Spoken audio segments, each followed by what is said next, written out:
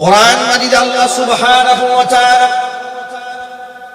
মানুষদেরকে নামাজের তালিম দিয়েছেন, রোজার কথা বলেছেন, হজের কথা বলেছেন, যাকাতের কথা বলেছেন, তাওহীদের কথা বলেছেন, দুনিয়াবী সমস্যার সমাধান দিয়েছেন, আবার জান্নাত জাহান্নামের কথা বলে কখনো মানুষকে সতর্ক করেছেন, কখনো মানুষকে আশান্বিত করেছেন।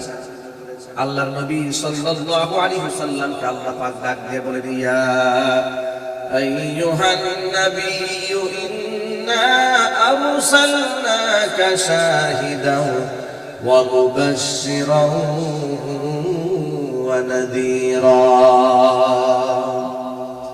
ওয়া দাঈয়ান ইলা আল্লাহি বিইذনিহি ওয়া সিরাজান মুনীরা।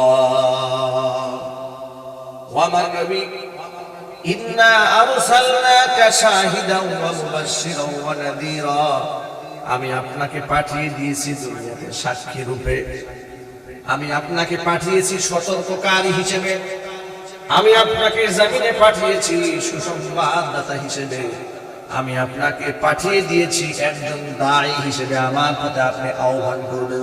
সুবহানাল্লাহ। আল্লাহর হাবিব সাল্লাল্লাহু আলাইহি ওয়াসাল্লামের ইন্তিকালের পর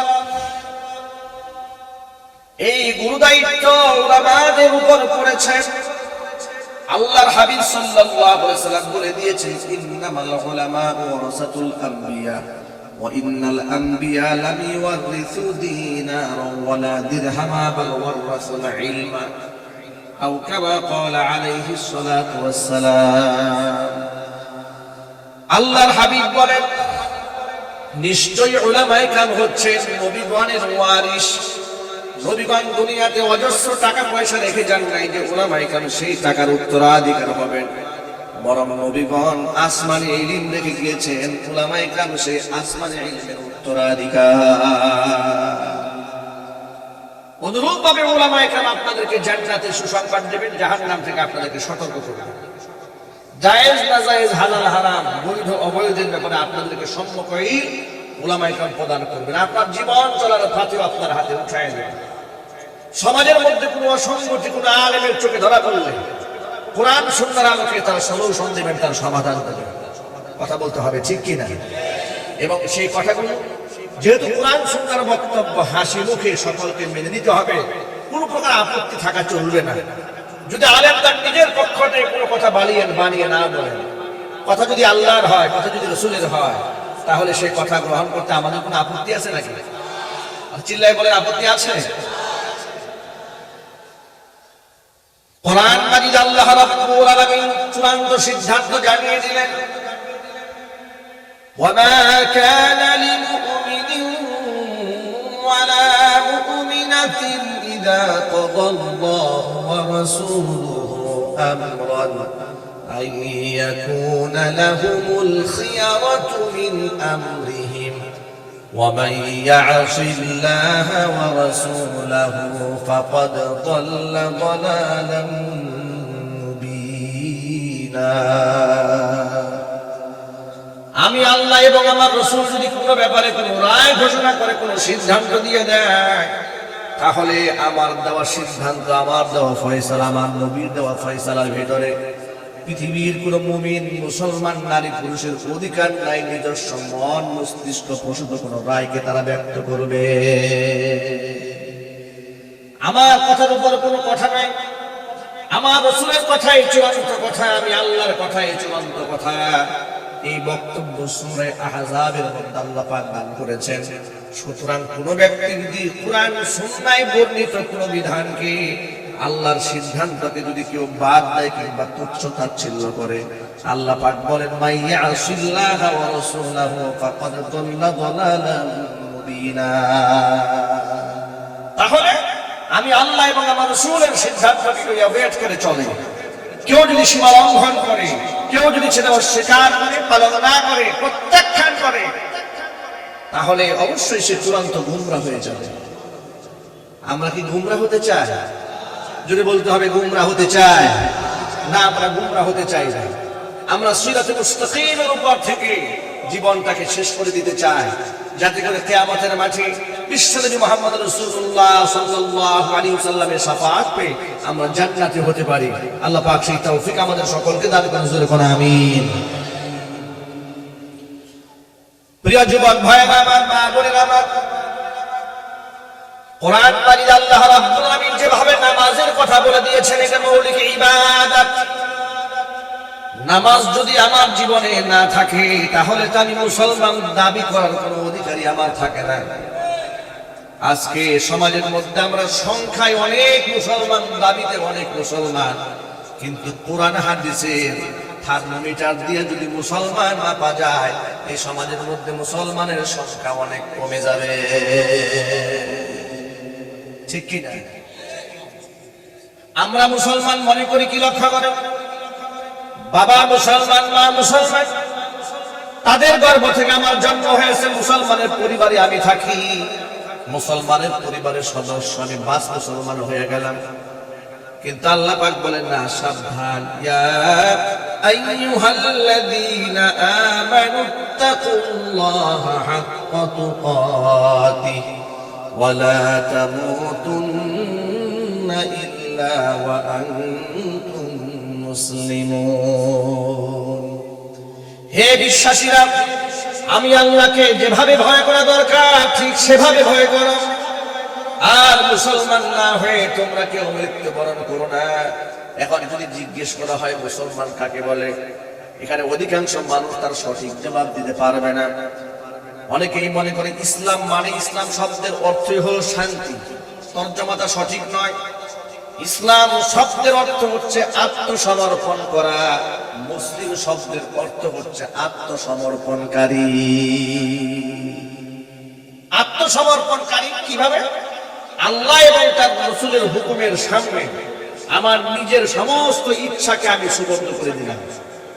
আল্লাহ এবং রাসূলের সিদ্ধান্তের বাহিরে আমার কোনো সিদ্ধান্ত নেই, তাদের দিক নির্দেশনার বাহিরে আমার পার্সোনাল কোনো দিক নির্দেশনা হতেই পারে না। কোরআন সুন্নাহর বুঝের বাহিরে আমার কোনো বুঝ নাই। আমি সব কিছুকে হাসি মুখে যেদিন মেনে নিতে পারবো সেদিন আমি মুসলমান হয়ে যাব। এর আগে শুধুমাত্র গরুর গোশত খাইলে মুসলমান হওয়া যাবে না। আচ্ছা, আপনারা বলেন তো আমাদের জাতির পিতার নাম কি? সবাই জুড়ে বলে, ইব্রাহিম আলাইহিস সালাতু ওয়াস সালাম আমাদের জাতির পিতা। কোরআন কারীতে আল্লাহ সুবহানাহু ওয়া তাআলা তার আদর্শ আমাদেরকে ফলো করতে বলেছেন। আল্লাহ পাক বলেন, মিল্লাতা আবিকুম ইব্রাহিম হুয়া সাম্মাকুমুল মুসলিমিন। তোমাদের পিতা ইব্রাহিম আলাইহিস সালাতু ওয়াস সালামের ধর্মের অনুসরণ করো, তার আদর্শের অনুসরণ করো। তিনি কোনোদিন শিরিক করেননি, বেদাত করেননি। হাসি মুখে আমি আল্লাহর সমস্ত বিধানগুলো মাথা পেতে নিয়েছে, কোনো যুক্তি তর্ক দাঁড় করার নাই। বুড়ো বয়সে সন্তান দিয়েছিলাম, সন্তানকে জবাই করতে বললাম, একটা বার বলেন নাই কেন জবাই করব। স্ত্রী সন্তানকে মরু প্রান্তরে রেখে আসতে হবে, ঘর নাই বাড়ি নাই, একটা বারের জন্য জিজ্ঞেস করলেন না আল্লাহ এটা কেমন সিদ্ধান্ত, মাথায় বুঝে আসে না, একটা বারও জিজ্ঞেস করেন নাই। আল্লাহ হুকুম দিয়েছেন সেখানে রেখে এসেছেন, কোনো প্রশ্ন নাই, কোনো সে নাই। আল্লাহ পাক বলেন তার মতো অনুসারী হয়ে যাও।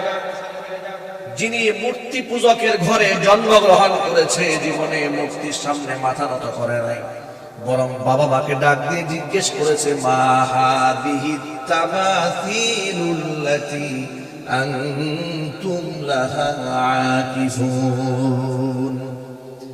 قالوا وجدنا آباءنا لها عابدين। বাবা মূর্তি পূজারী, মা মূর্তি পূজারী, পাড়া প্রতিবেশী, আত্মীয় স্বজন, বন্ধু বান্ধব, এমনকি রাষ্ট্র সরকার পর্যন্ত মূর্তি পূজা।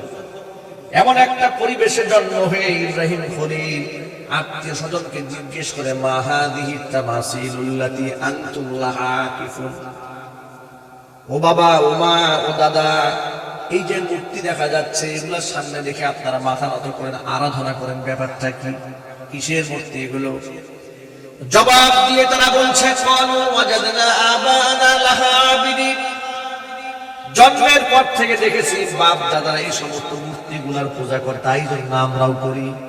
তখন ইব্রাহিম খলিল বলছেন, আনতুম ওয়া আবাউকুম ফি যালালিম মুবিন, তোমরা এবং তোমার বাপ দাদারা যারা ছিলা সব তোমরা চূড়ান্ত গুমরাহির মধ্যে আছো। নিজের হাতে তোমরা মূর্তি বানাচ্ছ, আবার মূর্তিকে বলো তোমাদের দেবতাতে কি করে হয় সেটা। তুমি তো মূর্তিকে নিজের হাতে বানালে, তাহলে তো মূর্তি তোমার স্রষ্টা হতে পারলো না, বরং মূর্তির স্রষ্টা তুমি নিজে। ঠিক কি না? মূর্তির প্রতি জাতির পিতার কোন শ্রদ্ধা ছিল? আর আসতে বলে কোন ভক্তি ছিল? কোন ভালোবাসা ছিল? কোন দুর্বলতা ছিল? আজকে মুসলমানদের মূর্তির প্রতি দুর্বলতা কেন? মূর্তির জন্য মুসলমানের এত মায়া কেন, মহব্বত কেন? আল্লাহ পাক তো বলেছেন ইব্রাহিম খলিলের মিল্লাতের অনুসরণ করে। ইব্রাহিম খলিল তো মূর্তি ভেঙে দিয়েছে, মূর্তি ভেঙে দিয়ে আত্মীয় স্বজন জাতির সামনে প্রমাণ করেছে এগুলার অসারতা, এগুলার ব্যর্থতা, এগুলার দুর্বলতা। চিল্লায় বলেন ঠিক কিনা? আজকে সেই ইব্রাহিম খলিলের সন্তান হয়ে তুমি মূর্তি বানাও কেন? মূর্তির সামনে যাও কেন? মূর্তি পূজারীদের সাথে তোমার এত দহরম মহরম কেন? মূর্তি পূজারীরা তোমার মহব্বতের পাত্র হয় কি করে? যেখানে কোরআন সুন্নাহ বলে দিয়েছে, লা তাত্তাখিযু আদুব্বি ওয়া আদুব্বাকুম আউলিয়া মিন দুনিল্লাহ, আমি আল্লাহ দুশমনদেরকে, তোমাদের দুশমনদেরকে আমি আল্লাহকে বাদ দিয়ে বন্ধু বানিও না। যেখানে কোরআন বলে দিয়েছে লা ইয়াত্তাখিযুল মুমিনুনাল কাফিরিনা আউলিয়া মিন দুনিল্লাহ, যে আমি আল্লাহ সুবহানাহু ওয়া তাআলাকে বাদ দিয়ে কাফেরদেরকে ইমানদাররা যেন বন্ধু না বানায়, মুমিনদেরকে বাদ দিয়ে কাফেরদেরকে ইমানদার যেন বন্ধু না বানায়। এই কথাগুলো কোরআনে আছে না নাই? চিল্লাই বলতে হবে, আছে না নাই? এটা যদি কোরআনে থেকে থাকে, তাহলে আমি কোন ইব্রাহিম আলাইহিস সালাতু ওয়াস সালামের আদর্শের সৈনিক হলাম? আজকে অসংখ্য মূর্তি পূজার মধ্যে মুসলমানরা অংশগ্রহণ করছে। বাস্তবতা আছে না নাই? আপনাদেরকে একটা মৌলিক কথা মনে রাখতে হবে, সমাজের কোন দায়িত্বশীল ব্যক্তি যদি মুসলমান হয়, সে সমাজের লিডার হয়, নেতা হয়, তার এরিয়ার মধ্যে তার অধীনস্থ যদি অমুসলিম থাকে, খ্রিস্টান থাকে, বৌদ্ধ থাকে, তাদের আপন আপন ধর্ম পালনে তাকে যেন পূর্ণাঙ্গ স্বাধীনতা দেওয়া হয়, নিরাপত্তা দেওয়া হয়, এই জিম্মাতা। কিন্তু তিনি পূজায় অংশগ্রহণ করতে পারবেন না, তিনি পূজা করতে পারবেন না, এই পূজার কাজে কাউকে ধন্যবাদ দিতে পারবেন না। পূজার কাজে ধন্যবাদ দেওয়া মানে কুফরিকে মেনে নেওয়া। কথা জুড়ে বলতে হবে, পূজার কাজে ধন্যবাদ দেওয়া মানে শিরককে মেনে নেওয়া। এবার আপনারা যা করছেন best of luck, good, like করলাম, ধন্যবাদ দিলাম, ওয়েলকাম দিলাম, শুভেচ্ছা দিলাম, এর মানেটা কি? আপনি যদি পূজার কাজে, শিরকের কাজে শুভেচ্ছা দিয়েও যদি মুসলমান থাকেন, তো আপনার মধ্যে আবু জেহেলের পার্থক্যটা কোন জায়গায়? তাহলে কিয়ামতের মাঠে আবু জেহেল আপনার পাশে দাঁড়াবে, বলবে ও যদি জান্নাতে যায়, ও যদি মুসলমান হয়ে থাকে, তো আমিও মুসলমান।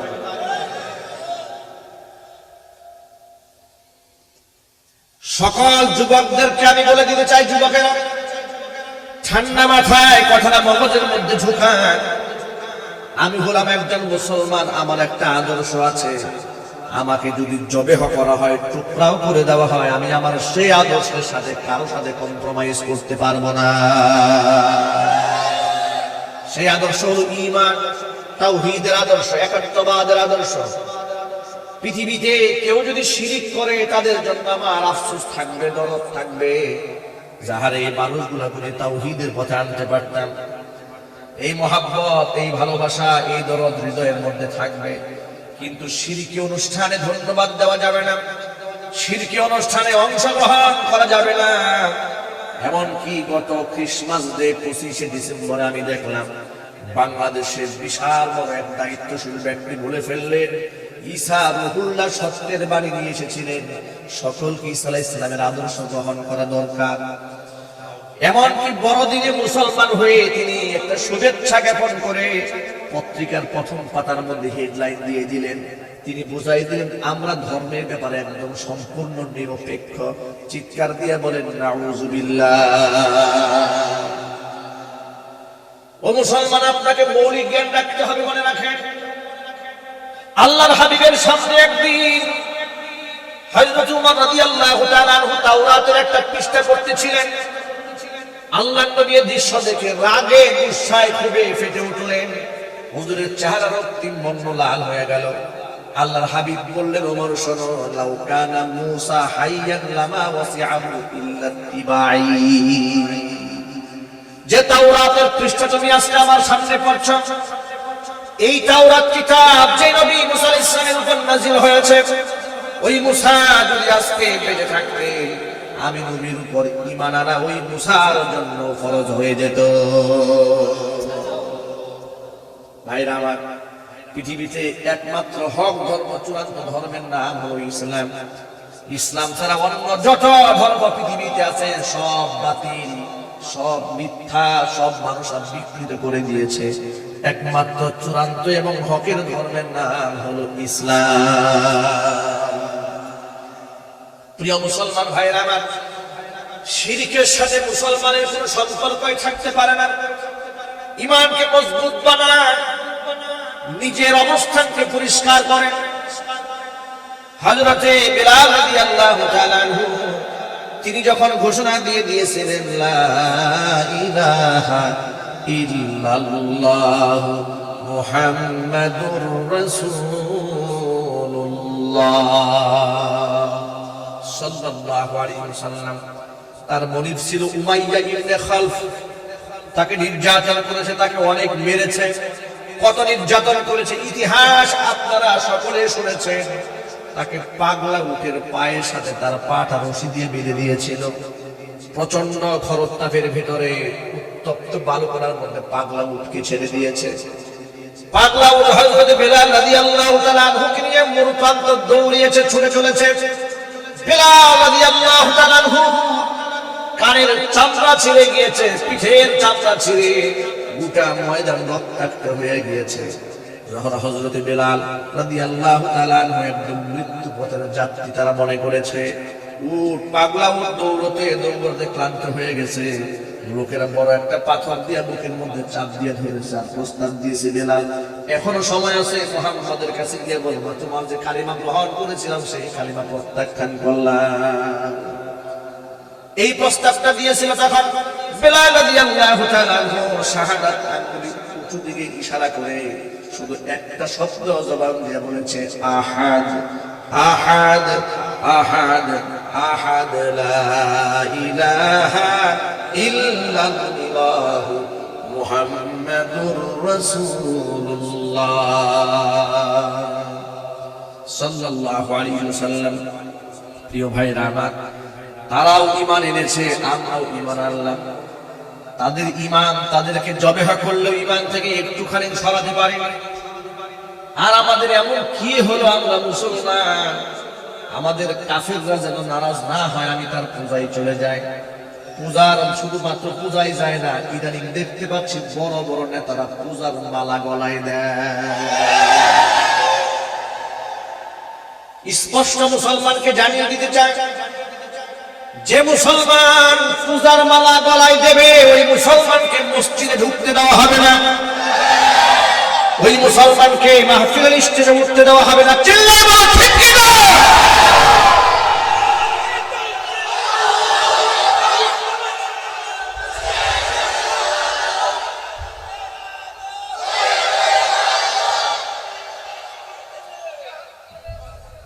আমার যুবক ভাইয়েরা, মৌলিক মেসেজটা মনে রাখেন। ঈমানের ক্ষেত্রে তাদের এমন কঠোরতা ছিল, আর আমাদের ঈমানের ক্ষেত্রে এত উদারতার ভান কেন? যখন আমরা এগুলোর প্রতিবাদ জানাই তখন বলে, হুজুর একটু উদার হতে শেখেন। কোথায় তোমার উদারতা? কোন জায়গায় তুমি উদারতা দেখাতে চাও? যদি অমুসলিমদের প্রতি এতই ভালোবাসা থাকে, তার মেয়ে লেখাপড়া করতে পারে না, টাকা দিয়ে সাহায্য করো, ঠিক কি না? সে বিপদগ্রস্ত হয়েছে, তার পাশে গিয়ে দাঁড়াও। তার ঘরে টিনে ফুটা হয়ে গিয়েছে, পানি পড়ে, ঝড় বৃষ্টির দিনে কষ্ট হয়, তাকে সাহায্য করে একটা নতুন টিন কিনে দাও। ইসলাম এখানে তোমাকে নিষেধ করে নাই। মানবতার ধর্মের নাম ইসলাম। ইসলাম অমুসলিমদের পাশেও দাঁড়াতে বলেছে। জোরে জোরে বলেছে সুবহানাল্লাহ। কোন জায়গায় তুমি মানবতা দেখাও, কোন জায়গায় উদারতা দেখাও? মানবতা যদি দেখাতে বলে চায়, মুসলিম মেয়ে বিবাহ দিতে পারে না, টাকা দিয়ে সাহায্য করার অসুবিধা নাই। ঋণগ্রস্ত হয়েছে, চলতে কষ্ট হয়, তাকে সাহায্য করো, তাতেও কোনো অসুবিধা নাই। কিন্তু খবরদার খবরদার তাদের শিরকি কর্মকাণ্ডের মধ্যে অংশগ্রহণ করতে পারবে না। তুমি যদি শিরকি কাজের মধ্যে অংশগ্রহণ করো, তাহলে তুমি তোমার আদর্শকে তুমি জবাই দিয়ে ফেললে। আজকে এদেশে তথাকথিত সুশীল এবং চেতনাবাজ যারা, তারা জাতির কাছে এই মেসেজটাই দিতে চাচ্ছে যে আমাদেরকে আরো উদার হতে হবে, আমাদেরকে নিরপেক্ষ হতে হবে এবং আমাদেরকে অসাম্প্রদায়িক চেতনা লালন করতে হবে। আপনাদেরকে একটা কথা স্মরণ করিয়ে দিই, বাংলাদেশে গত 2 বছর ধরে অমুসলিমদের হোলি উৎসব শুরু হয়েছে। এটা আমি ছোটবেলায় দেখিনি, আপনারাও দেখেন। হোলি উৎসব হচ্ছে রং নিয়ে মাখামাখি করা। যুবক যুবতী, তরুণ তরুণী বিশ্ববিদ্যালয়ে রাস্তাঘাটে রং একজনে গায়ে একজন মাখিয়ে দেয়। কত বড় নির্লজ্জতা, কত বড় বেহায়া! বছর আগে ঢাকাতে রিক্সা দিয়ে মুসলিম মেয়েরা হিজাব পরে যাচ্ছে, হোলি খেলার নামে সেই মুসলিম মেয়েদেরকে টেনে হিসেবে রিক্সা থেকে নামিয়ে মুখের মধ্যে রং মাখিয়ে দিয়েছে তরুণেরা। ঠান্ডা মাথায় সুস্থ মস্তিষ্কে একটুখানি ভাববেন যে এই জায়গাটার মধ্যে আপনি আপনার বোনকে সেট করেন, আপনার স্ত্রীকে আপনি বসাইয়ে দেন, আপনার মাকে বসিয়ে দেন। আপনার মা রিক্সা দিয়ে যাচ্ছে, কোন অমুসলিম মুশরিক হোলি খেলার নামে, তার ধর্ম পালনের নামে, আনন্দ উৎসবের নামে আপনার মাকে, আপনার বোনকে রিক্সা থেকে টেনে নামিয়েছে, তার গায়ে হাত দিয়েছে, তার স্পর্শগত জায়গায় হাত দিয়ে রং মাখিয়ে দিয়েছে। এই বিষয়টাকে আপনি কোন দৃষ্টিতে দেখবেন? এটা কি কোনোভাবে মেনে নেওয়ার কোন সুযোগ আছে? চিল্লাই বলতে হবে। তাহলে ধর্মীয় স্বাধীনতার নামে এই অপকর্ম যখন তারা করলো, টেলিভিশনে কি আসলো জানেন? দলমত নির্বিশেষে হিন্দু মুসলিম একাকার হয়ে অসাম্প্রদায়িক চেতনা লালন করে উদযাপিত হয়ে গেল হোলি উৎসব। হলুদ সাংবাদিকতা কাকে বলে? এই সমস্ত সাংবাদিকরা কোন কুলাঙ্গারের সন্তান, যে সাংবাদিকরা ধর্মীয় কালচারকে ধ্বংস করে দিয়ে, ঈমানি চেতনাকে জবেহ করে দিয়ে অমুসলিমদের কালচারকে মুসলমানদের উপর আরোপিত করে দেওয়া হচ্ছে। এটাকে উচিত ছিল এটাকে প্রতিবাদ জানানো, এটাকে ঘৃণা জানানো। চিল্লায় বলুন ঠিক কিনা? প্রতিবাদ নাই, উল্টো এই অপসংস্কৃতির পক্ষে যারা কলম ধরেছে তারাই হচ্ছে জাতি বিবেকের। এই সমস্ত সাংবাদিক হতেই পারে না, এরা হচ্ছে জাতির জন্য সবচেয়ে বড় অভিশাপ। এই জন্য সকল মুসলমান ভাইদেরকে সচেতন হতে হবে। আমি আমার জায়গা থেকে সচেতন হব। আমি যদি 1000 রাকাত নামাজও পড়ি আর শিরকের সাথে আঘাত করে চলি, ওই সেজদা আল্লাহর দরবারে কবুল হবে না। আল্লাহর হাবিব সাল্লাল্লাহু আলাইহি সাল্লামকে তো কাফেররা প্রস্তাব দিয়েছিল, ও মুহাম্মদ, তোমার সাথে আমাদের টাকা পয়সা নিয়ে মারামারি নাই, ঝগড়াঝাটি নাই, ক্ষমতা নিয়ে দ্বন্দ্ব নাই, তুমি চাও কি বলো? তুমি যদি ক্ষমতার চেয়ার চাও তো ক্ষমতার চেয়ার তোমাকে আমরা প্রদান করব। যদি টাকা পয়সা চাও, রাশি রাশি স্বর্ণ রূপা তোমার পায়ের কাছে এনে হাজির করে দেব। তুমি যদি সুন্দরী মেয়েকে বিবাহ করতে চাও, গোটা আরবের মধ্যে সবচেয়ে সুন্দরী মেয়েটাকে তোমার যৌন দাসী বানিয়ে দেব, স্ত্রী বানিয়ে দেব। তুমি চাও কি? বিনিময়ে একটা কাজ করতে হবে, তুমি যে আমাদের মূর্তিগুলা সমালোচনা করে এগুলা বন্ধ করে দাও, এক আল্লাহর কথা বলো, এই তাওহীদের দাওয়াতটা বাদ দিয়ে দাও। এই কাজটা যদি করো তাহলে তোমার সাথে আমাদের কোনো দ্বন্দ্বই থাকে না। আল্লাহর নবী যখন জবাব দিয়ে বলেছেন, কুফারেরা শোনো, তোমরা যা প্রস্তাব দিলে সব তোমরা বাস্তবায়ন করতে পারবে।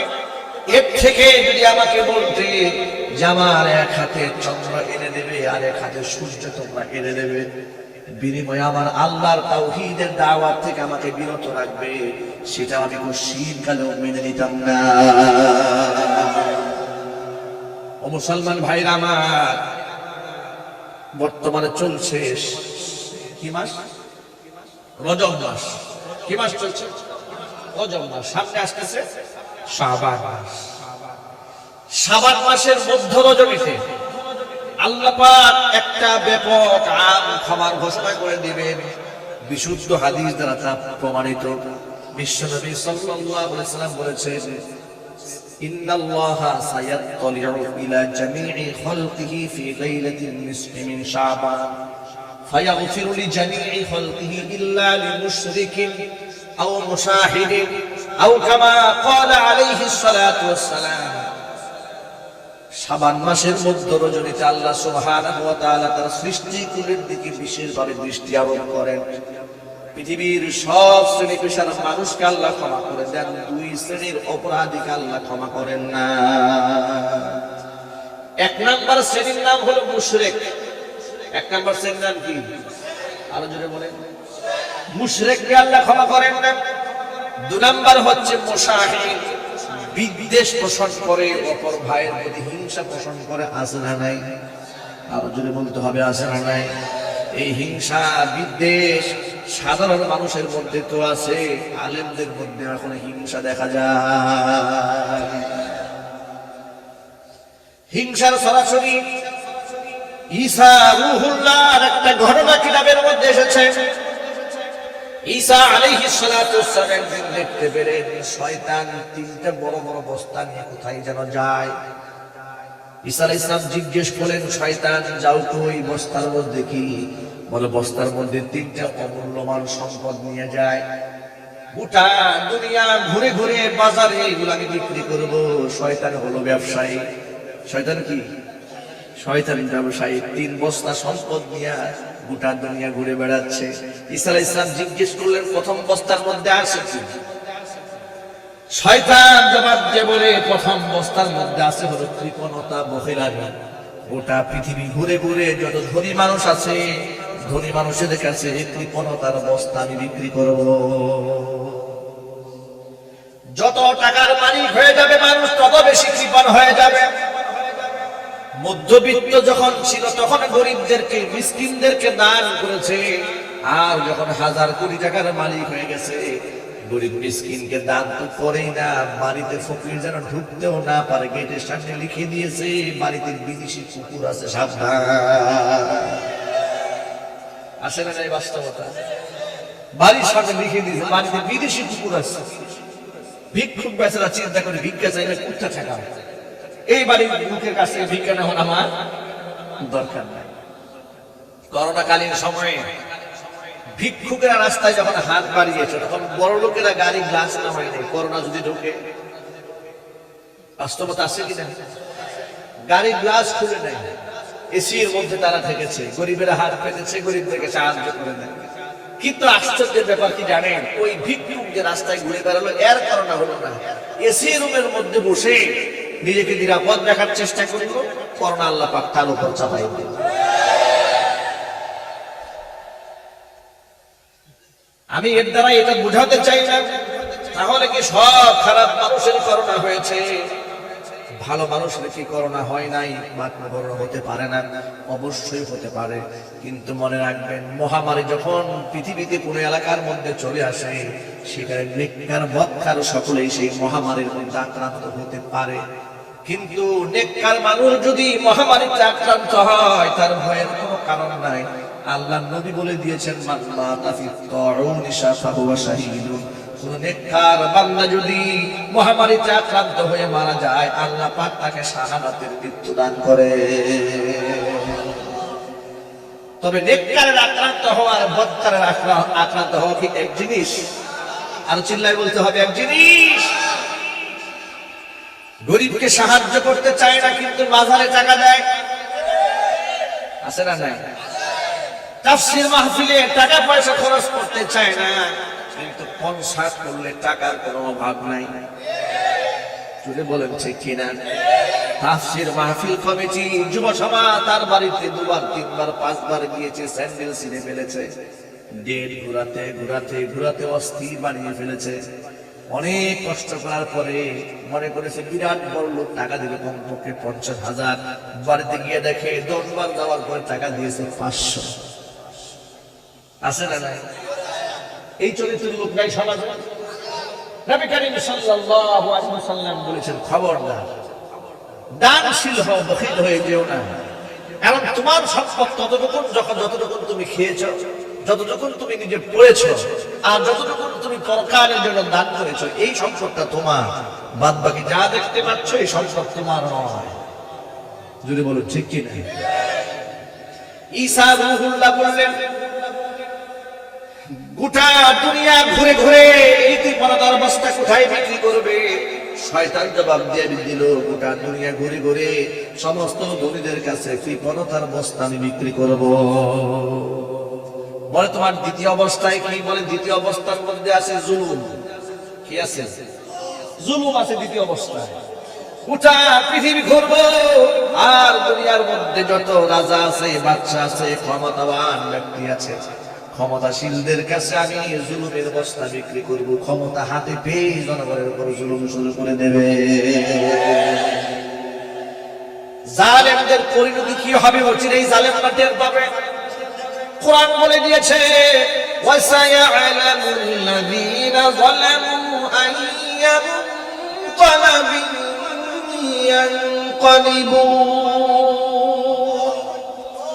জালেমরা অচিরেই বুঝতে পারবে, জানতে পারবে তাদের গন্তব্য কোন দিকে তারা রওনা হয়েছে।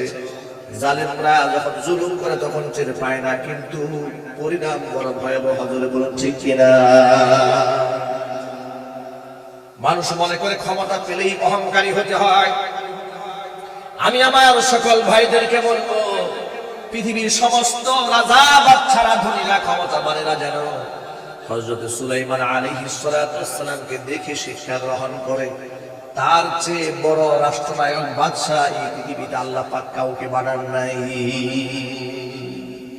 তিনি আল্লাহর কাছে চেয়ে নিয়েছিলেন, আল্লাহ তুমি আমাকে এমন রাজত্ব দান করো যেমন যার পরে আমি সুলাইমানের পরে এমন রাজত্ব পৃথিবীতে কাউকে তুমি দেবে না।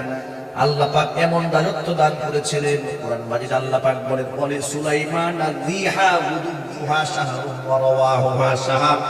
আমি সুলাইমান আলাইহিস সালাতু ওয়াস সালামকে এমন ক্ষমতা দান করলাম, বাতাসকে তার করায়ত্ত করে দিলাম, তার অধীনস্থ করে দিলাম। তার হুকুমে বাতাস তার সিংহাসনকে সকালবেলা 1 মাসের পথ কুড়াইয়ে নিয়ে যায়, বিকালবেলা 1 মাসের পথ কুড়াইয়ে নিয়ে যায়। সুবহানাল্লাহ। সুলাইমান যদি বলে বাতাস ডানে যা, বাতাস ডানে যায়। সুলাইমান যদি বলে বাতাস বামে বয়ে যা, বাতাস বামে বয়ে যায়। এমন রাজত্ব আমি সুলাইমান আলাইহিস সালাতু ওয়াস সালামকে দান করেছিলাম। বিনিময়ে সুলাইমান আলাইহিস সালাতু ওয়াস সালাম অহংকারী হন নাই, তিনি তাকাব্বুর প্রকাশ করেন নাই। তিনি আল্লাহ পাকের শুকরিয়া আদায় করে বলেছেন, রব্বি আউযি'নি আন আশকুরা নি'মাতাকাল্লাতী আন'আমতা আলাইয়া ওয়া আলা ওয়ালিদাইয়া ওয়া আন আ'মালা সালিহান তারদাহু ওয়া আদখিলনি বিরাহমাতিকা ফি ইবাদিকাস সালিহিন।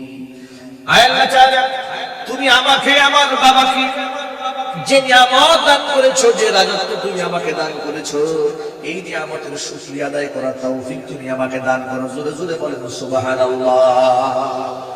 এত বড় রাজত্ব পেয়েছেন। পিঁপড়ার ভাষা তিনি বুঝতে পারতেন, পাখির ভাষা তিনি বুঝে নিতে পারতেন।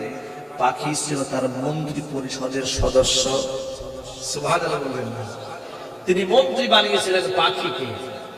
জিন এবং মানুষ ছিল তার অধীনস্থ ব্যক্তিবর্গ, পাখি ছিল তার মন্ত্রী পরিষদের বিরাট একটা সদস্য। সুবহানাল্লাহ। পিঁপড়ার ভাষা তিনি বুঝতে পারতেন, পাখির ভাষা তিনি বুঝতে পারতেন। আল্লাহ পাক এমন রাজত্ব নবী সুলাইমান আলাইহিস সালাতু ওয়াস সালামকে দান করেছিলেন।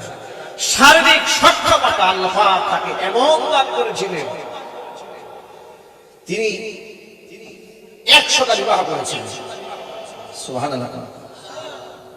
আল্লাহ পাক তাকে সেই শারীরিক সক্ষমতা দান করেছিলেন। এত কিছু পাওয়ার পরে একজন যদি সামান্য পরিমাণ অহংকার করেননি, সদা সর্বদা কোন কোন বর্ণনার মধ্যে এসেছে প্রতিদিন তিনি 1000 রাকাত নফল নামাজ পড়তেন। এখন আপনারা প্রশ্ন করতে পারেন, এই এতটুকু সময়ের মধ্যে 1000 রাকাত নফল নামাজ তিনি কেমনে করতেন? এর সঠিক জবাব হচ্ছে আল্লাহ পাক তার সময়ের মধ্যে বরকত দান করে দিয়েছেন। এটা ছিল নবীদের মুজিজা।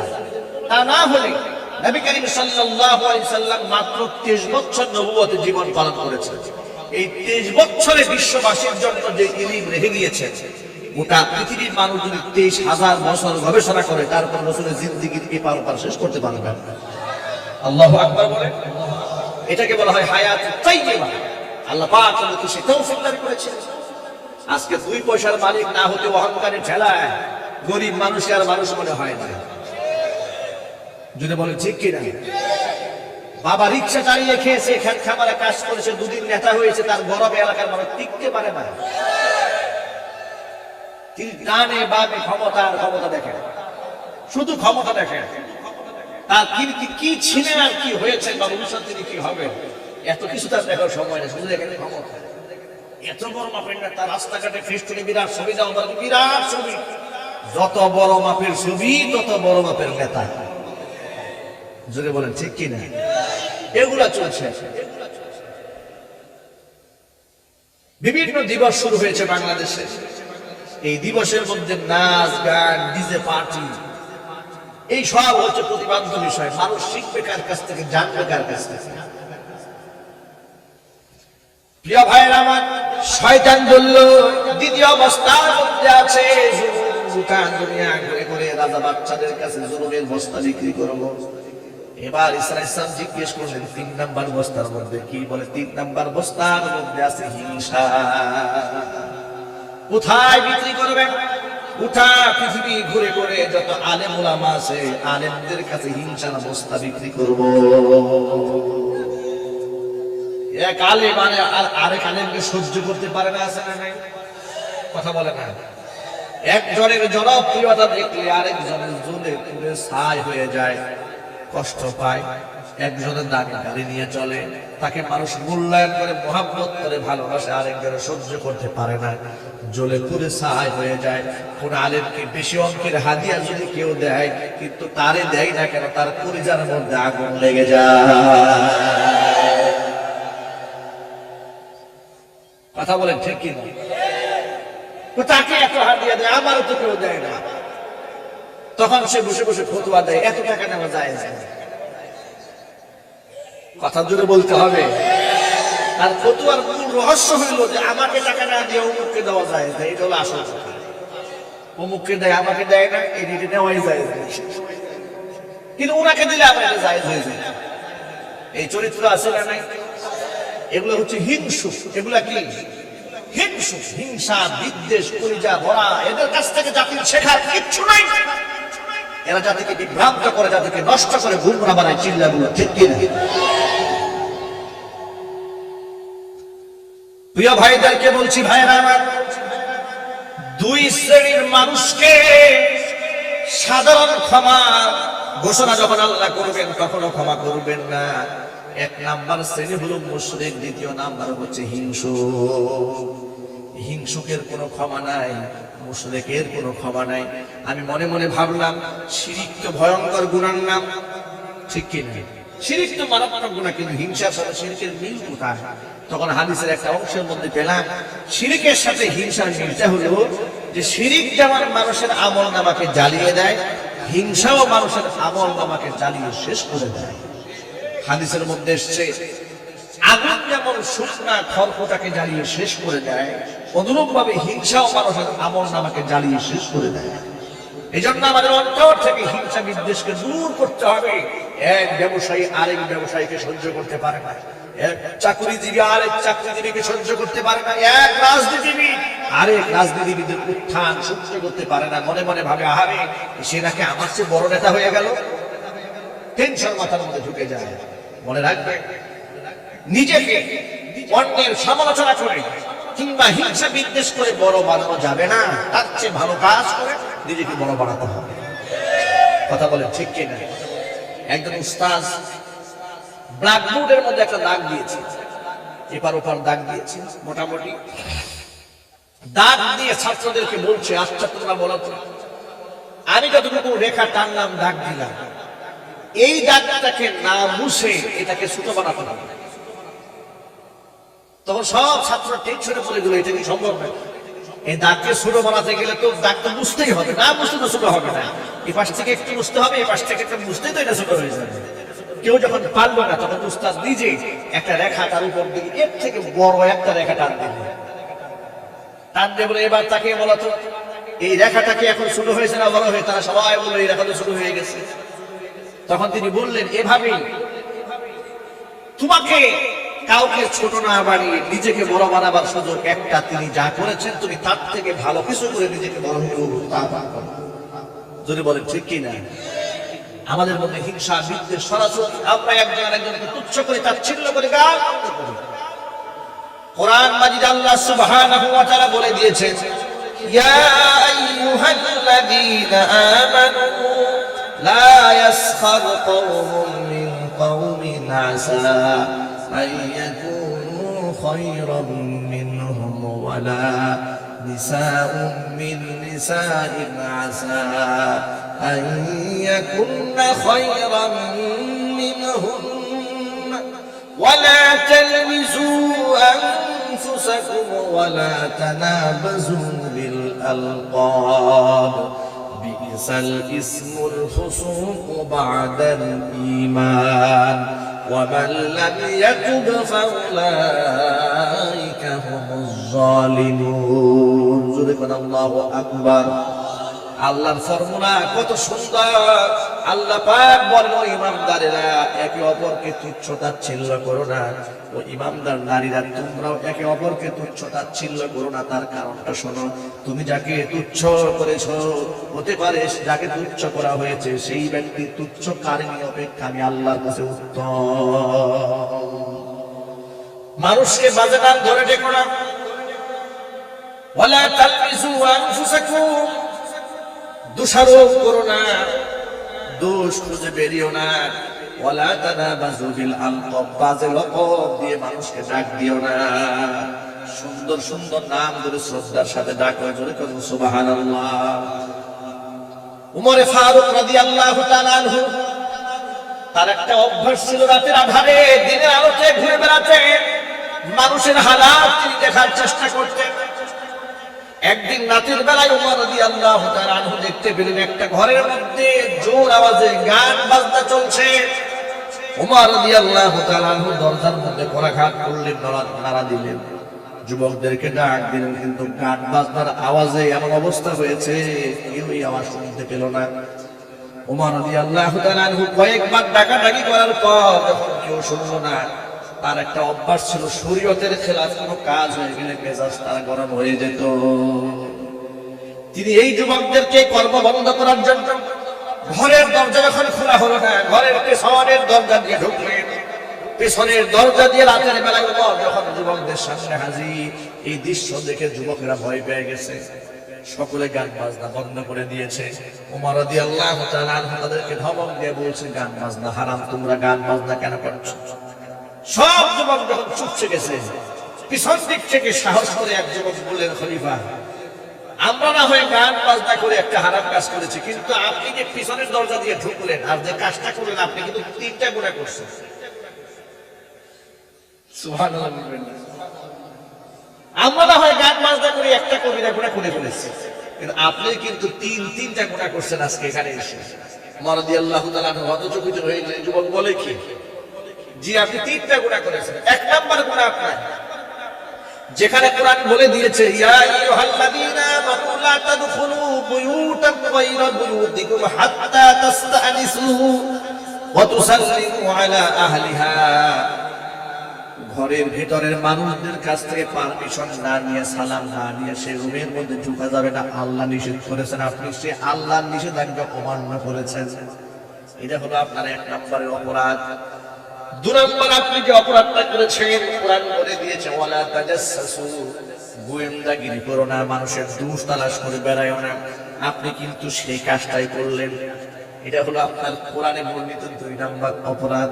3 নম্বর অপরাধ আল্লাহ পাক বলেছেন লাইসাল বিররু আন তাআতুল বুয়ুতা মিন যুহুরিহা, পেছনের দরজা দিয়ে ঢুকবা, এর মধ্যে কোনো কল্যাণ নাই। আপনি 3টা অপরাধ করেছেন। ওমর ফারুক রাদিয়াল্লাহু তাআলা 3টা আয়াতের কথা শোনার সাথে সাথে যুক্তি তর্কে না গিয়ে সাথে সাথে বললেন তাহলে এক কাজ করি, তোমরাও তওবা করো, আমিও আল্লাহর কাছে তার জন্য তওবা করি।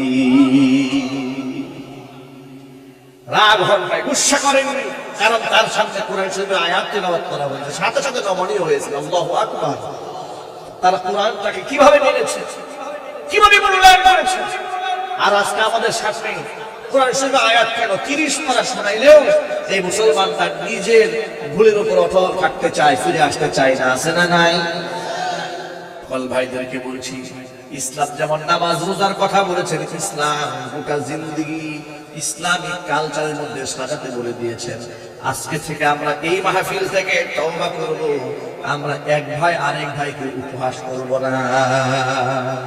রাজি আছেন ইনশাআল্লাহ? কেউ কারো দোষ চর্চা করব না, আমরা বলি ইনশাআল্লাহ। কেউ কারো গীবত শিকায়েত করব না, আমরা বলি ইনশাআল্লাহ।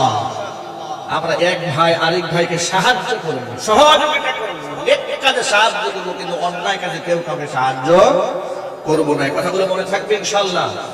আর যদি আমরা সাধারণ ক্ষমা প্রাপ্তদের অন্তর্ভুক্ত হতে চাই, তাহলে শিরক থেকে আমাদের বের হয়ে আসতে হবে, হিংসা এবং বিদ্বেষ থেকে আমাদের বের হয়ে আসতে হবে। যদি আমরা এই দুটা ভয়াবহ অপরাধ থেকে নিজেদেরকে মাহফুজ রাখতে পারি, তাহলে লাইলাতুল মুসলিমিন শাবান শবে বরাতে আল্লাহ সুবহানাহু ওয়া তাআলা আমাদেরকে মাফ করে দেবেন। এই কথাটা আমাদের সকল ভাইদের জন্য, এই বক্তব্য সকল বোনদের জন্য। আর যে সোসাইটির সদস্যরা আজকে এই তাফসীর কোরআন মাহফিল আয়োজন করেছেন, আমি চাই তারা হবেন এই সমাজের যুবকদের আইডল। ঠিক কি না? যারা কোরআনের তাফসীর মাহফিল করে তারা কি গান বাজনা করতে পারে? আর চিল্লাই বলে। যারা কোরআনের তাফসীরের আয়োজন করে তারা কি কনসার্ট করতে পারে? তারা কি সুন্নাহ বিরোধী কাজ করতে পারে? তারা কি নামাজ ছেড়ে দিতে পারে? তারা কি বেপরদায় স্ত্রীদেরকে নিয়ে বোনদেরকে নিয়ে রাস্তায় ঘুরতে পারে? না, ঘুরতে পারে না। তারা হবে সমাজের আইডল। এই যুবকদেরকে দেখে দেখে সমাজের যুবকেরা নতুন প্রজন্ম শিখবে যে আমার এমন হওয়া উচিত। এই জন্য সুন্নাহ ভিত্তিক জীবনকে পরিচালনা করবো, 5 ওয়াক্ত নামাজ বা জামাত আদায় করবো। রাজি আছেন ইনশাআল্লাহ? আল্লাহ তুমি আমাদেরকে তৌফিক দান করো। আরো জোরে বলেন আমিন। রমজান মাসে সব রোজা রাখবো, আমরা বলি ইনশাআল্লাহ। মা বোনদেরকে পর্দা করে চলাবো, আমরা বলি ইনশাআল্লাহ।